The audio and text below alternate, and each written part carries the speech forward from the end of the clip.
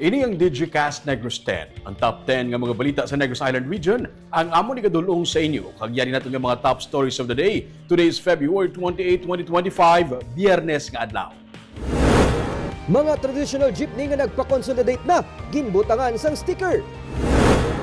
Unong barangay sa Bacolod, napaidalom sa drug rehabilitation program. Misis patay matapos mahulog sa motor, kag malapakan sang bus. Tatlo ka anggulo, ginalantaw sang PNP sa pagpatay sa isa ka anay pulis sa Baguio City. Kag sa good vibes, manginaon naman kita sang pinasahing hopya sa tripping ni Ruming. Kag Victoria City, maga-host sang FIFA Women's Futsal World Cup sa bida sang liga. Initanan sa Digicast Negros X.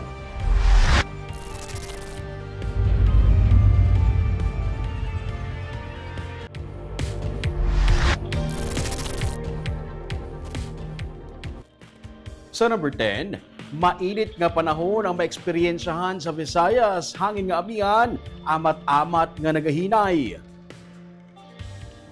Naghinay na ang hangin nga amihan ukon ang matugnaw nga hangin kag ang easterlies naman ukon ang mainit nga hangin gikan sa Pacific Ocean na nagaapekto sa malapad nga porsyon sa Visayas. Sunod sa pag-asa, maging mainit ang panahon sa Visayas lakip na sa Negros Island region. Wala sa kung anuman nga weather disturbance o kung bagyo sa karon, kag posible magaparayon ini tub-tub sa una nga semana sang Marso. Ginapaabot ka sa tunga-tunga o kung katapusan sang Marso, madula na ang amihan kag mga bulos naman ang hangin nga habagat.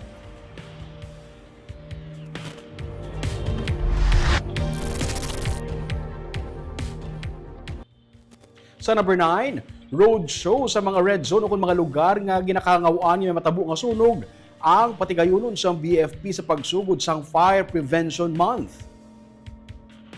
Sa Marso 1, natala na ang motorcade nga pangunahan sa Bureau of Fire Protection Bacolod sa pagdumdum sang Fire Prevention Month. Gisiling ni Fire Superintendent Jenny May Masip, kabahin sa prioridad sang tuigan nga kampanya ang mga red zone area sa Bacolod kundiin magahiwat sang Fire Square Road Show. May 283 tanan ka mga na-identify nga red zone areas sa syudad o kung mga lugar nga halos naga-inikit-ikit ang mga balay nga himo sa mga materyales nga badasig masunog. Sa tion nga magluntad ang posible nga sunog, ang Barangay Banago ang mangin pilot area sang BFP upod sa Bacolod LGU para sa ginadihon nga programa para mabuhinan ang ginakabig fire zone areas. Upod sa katapos ang private sector, may natala naman nga tree planting activity ang BFP, pati na mga road show sa mall, kag eskwelahan nga nagalakip sa tikang agud mapabaskog nga kampanya kontra sunog.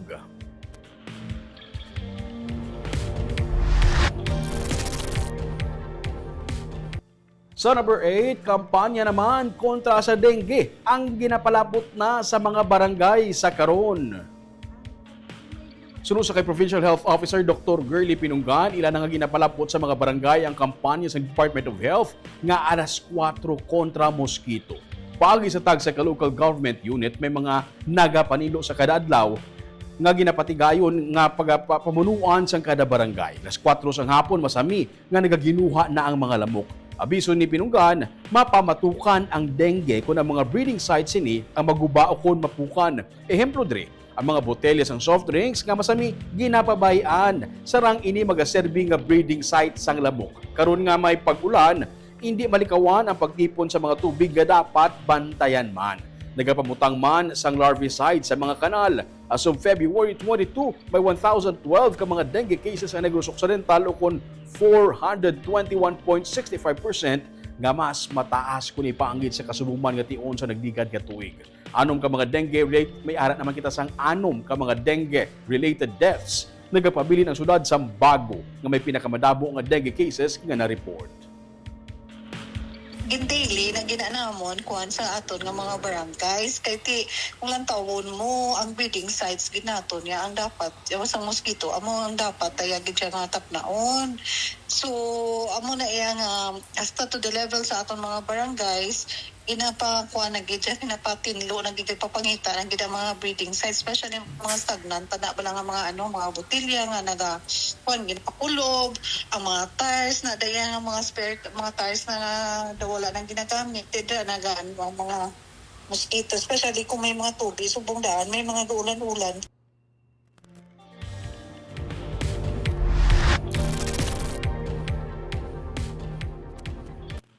Sa number 7 naman, isa ka punong barangay sa Bacolod City ang ginpaidalom sa drug rehabilitation sa nagligad nga tuig.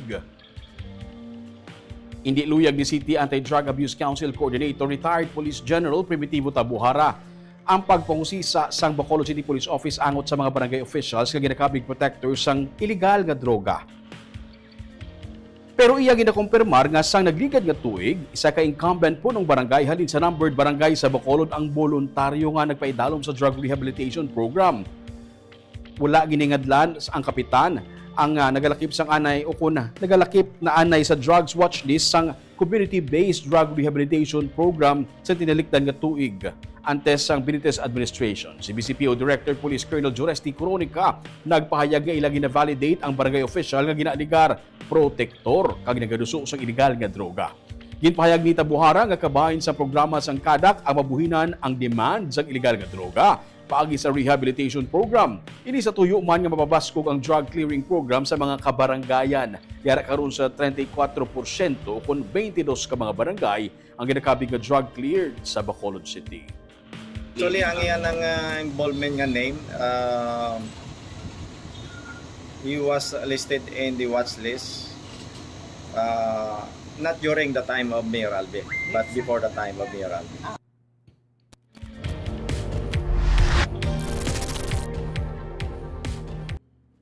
Sa number 6, anay pulis nga ginpatay sa Bago City sang kahapon nag-angkon sang napulo tanan ka mga igok sang bala sa lawas. Personal nga dumot, negosyo o kun illegal nga droga ang inilamang ang tatlo sa madamo nga mga anggulo nga ginatutukan sa karon sa Bago City PNP sa kamatayon sang anay pulis nga si Reynaldo Bernil. Sunod sa kay Police Lieutenant Colonel J. Malong, ang hepe sang Bago City PNP may napulo tanan ka mga pilas tugas sang igok sang bala sa lawas ang biktima. Ilaman sa karon nga ginapangita ang pusil sang biktima nga iyabitbit kag posible kag ginkuha sa mga sospek. Kahapon sang aga sa gintiro ang biktima matapos magdulong sa iyang anak sa eskwelahan sa Purok Michel, Barangay Dulao sa Bago City. Ginpaulanan siya sang tiro sang 5 ka mga sospek. Ang biktima ang ginatudlo man nga sospek sadto sa pagpatay sa isa ka pulis sa banwa sang Ibi Magalona.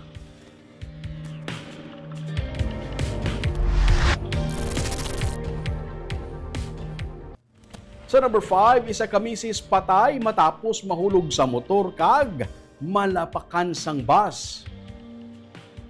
Patay ang misis nga nagaangka sa motorsiklo matapos mahulog kag malapakan sang bus Martes nga adlaw sa National Highway sa Barangay Santa Cruz Viejo sa Tanhay Negros Oriental. Sa report sang Tanhay PNP, ang mag-asawa ang nagasakay sa motor nga nagaedad 23 kag 24 ang gikan sa poblasyon Bindoy kaupod ang ila 4 ka tuig nga bata. Paglabot sa area, nadanlog ang motor gani naglabog ang tatlo.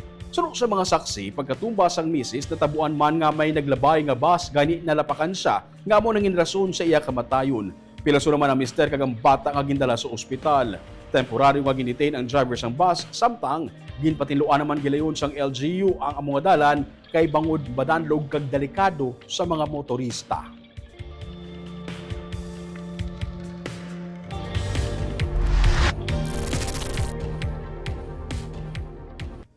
Sa number 4, Comelec NIR Regional Director nagapaandam sa tanan nga mga kandidato nga siguraduhon nga hindi illegal ang ilang mga campaign materials. Sunod sa kay Attorney Lionel Marco Castellano, nahangpan niya nga mayara sa mga kandidato nga nagakampanya na karon nga wala sang tuyo nga magsupak sa mga pagsulundan. Una, di kawan gid ang mga magbutang sa mga kahoy kay wala labot o kuna kay wala labot nga may pagsupak sa Fair Elections Act, may pagsupak pagid sa Forestry Code. Ginadumilian man ang mga pagbutang sa campaign material sa mga poste, labi na sa bahin sang safety and security. Wala man ginatugutan magbutang sa public structure. Kung sa pribado nga lugar kag may pahanugot man lamang sa tag-iya sini, suno kay Castellano, makapagusto ang kandidato sa pagbutang sang iyang mga campaign materials. Damlag pa, ginsiling ni Comelec Chairperson George Erwin Garcia nga may 34 ka mga party list organization ang ilan na padalaan sang notice bagod nakitaan nga sila ang may mga pagsupak. Ang abang lingkod party list isa na diri kag ginpasalig ni board member Manuel Frederico nga kung mabaton niya na ang ilang notice sila ang maga-comply diri. Ang non-compliance sunod sa Comelec nagakasayuran nga sarang sila mapasakaan sang disqualification case. ganito na lang, kung gusto nila na hindi sila makasuhan ng disqualification, hindi sila maabala, sabihin na lang na ilagay sa private place.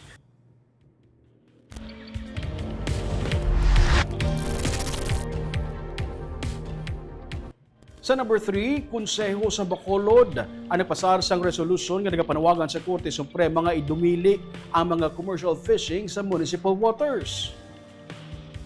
Ginsiling ni Councilor Thady Saison, pamuno sang Committee on Agriculture sang Konseho, nga sumugod nga gidumilian ang commercial fishing sa sulod sang 15 kilometers municipal waters halin sa baybay, madamo nga mga mananagat sa syudad ang nalipay. Pero karon nga nagaupod siya sa kahangawa sa mga fisherfolk organization kag bisan pa sa iban nga mga LGU nga hindi pabor sa desisyon sa Korte Suprema nga tugutan ang mga commercial fishing sa sulod sang 15 kilometers sandig sa Fisheries Code of the Philippines.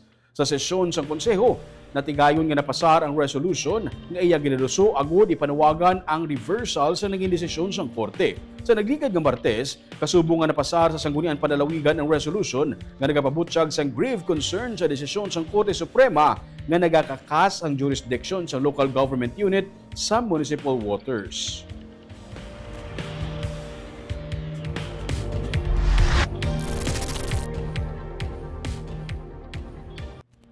Sa number 2, banwasang La Castellana ang sakaron miyara na sa contingency plan para sa pinili ay ingkaso kay pasaka sa alert level 4 ang bulkan Kanlaon.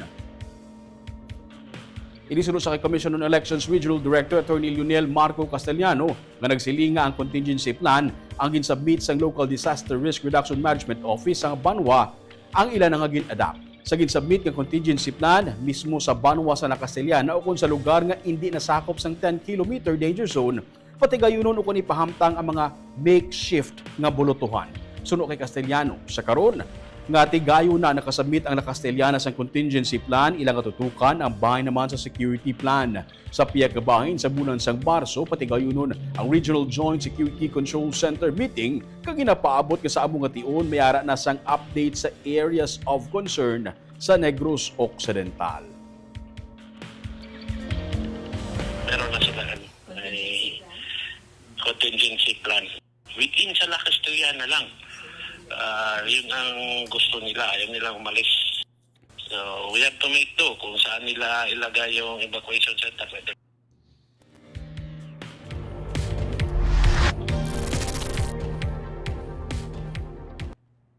Kaag sa numero 1 sa mga balita subong nga adlaw. Safety stickers ang ginpatapik na sa mga traditional jeepney nga napay dalom na sa consolidation. May report si Nico Delfin. Nag-ida sa mga traditional jeepney units sa Bacolod City Government Center Kaina, agud lang mapanapikan sa mga safety stickers gikan sa Bacolod Traffic and Transportation Management Department. Ginsiling ni Bitaw Head Patrick Lacson nga libre ang mga stickers nga magapamatuod nga rehistrado kag insured ang mga nagabiyahe nga mga traditional jeepney sa Bacolod. Kung may violation ka, bisan ano pa nga sticker, bisan may mayor's permit ka pa, kung may violation, kadakpon ka gidya sa BTTMD. So hindi na iya doesn't mean nga kung may sticker, hindi ka pagdakpon. Ang sticker niya parang sa pasahero. Para ang pasahero maka-identify nga ini nga public utility vehicle may accident insurance. So on the effort man ni Mayor Albi nga ang pumuluyo sa Bacolod, labi nga riding public, mabutang sa safety. May 1,200 ka mga traditional jeepney units ang target sang BTTMD nga matapikan sang mga safety stickers. Ginsiling ni Asenso Bacolod Cooperative Chairman June Asis, luyag nila nga madula ang kabalaka sa mga pasahero sa tion nga nagabiyahe ang mga traditional jeepney sa syudad. Kabahin ini sang tikang sa ila pagpaidalom sa Public Utility Vehicle Modernization Program gamit ang mga electric jeepney nga ginaduso ni Mayor Albi. Nga pasahero nga ma-identify man nila nga ina nga mga salakyan nga may mga sticker ining bot silingon may mga insurance kaya nagproseso sila nagkuha sila sa mga tanan nga dokumento para nga mangin legal. So safety sang aton nga mga commuter. Ginaplano sa pamunuan sang BTTMD nga may isyuhan sa mga safety stickers pati nang iban pa nga mga public utility vehicle halin sa mga taxi kag pati na mga ride-hailing app services. Nico Delfin para sa Digicast Negros.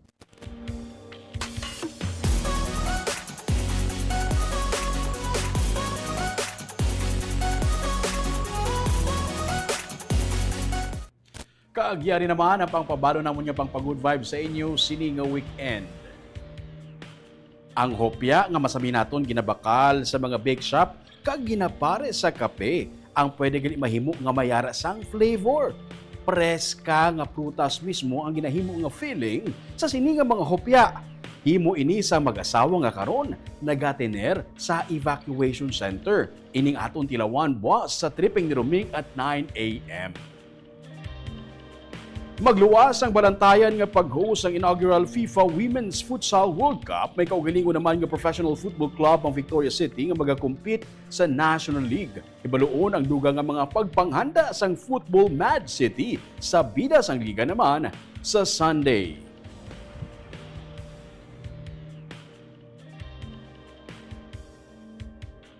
Shout out anay sa aton nga mga live viewers subong hapon, mayang hapon, Digicast Negros X kay RF Diamond kag sa mga staff labi na sa imo migo Roming. Thank you good sir. Si Gloria Bantige, good PM sa Roming Subaldo, happy weekend. Si Jubeya Yap Janala, mayang hapon, Digicast Negros. Si Lloyd Navales, good afternoon ka Digicast Roming Subaldo, happy weekend and happy trip. Abot agad malagaw ko boss. Si Jessery Garutsa Hivero, good PM sa Roming. Happy weekend. Congratulations lang kay Toto Sean Andre. Congratulations sa imo Andre. Si Maria Fe Panaga Baredo, mayang hapon, Digicast Negros from Sagay City. Kag si Mirna Garido Clavel, good PM Digicast Negros watching from Payao, Binalbagan. Mga ka-Digicast, tandaan, payday Friday today. Kung kamo magalagaw-lagaw sa Bacolod City, tandaan, posible nga may pagbuot sa mga salakyan. Bangod, payday Friday kag mayara sang sale sa mall. Ina ko may kwarta kayo ng bakal. Kagabayan to mga top 10 nga mga balita sa Negros. Subong adlaw, tub-tub sa Lunes. Ako si Romeo Subaldo. Enjoy your weekend!